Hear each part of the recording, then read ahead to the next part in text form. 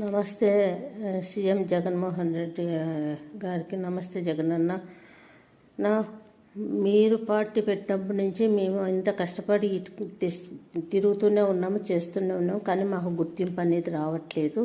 కానీ మీరు జైల్లో ఉన్నప్పుడు కానీ, ధర్మంలో చేనేత దీక్ష చేసినప్పుడు కానీ, అనంతరంలో దీక్ష చేసినప్పుడు కానీ మేము ఎప్పుడు మీతో పాటు నడిచాము. మీరు జైల్లో ఉన్నప్పుడు సబ్ స్టేషన్ల ముందర కానీ, కలెక్టర్ ఆఫీస్ ముందర కానీ ధర్నాలు దీక్షలు చేస్తా అంటే మమ్మల్ని చూసి నవ్వుపోయిన వాళ్ళే చాలా మందరు. కానీ వాళ్ళందరికీ పెద్దపీట వేశారు. కానీ మా ఇంట్లో మా నాన్న అయితేనేమి, అన్న అయితేనేమి రాజకీయాలకే బలైపోయినారు.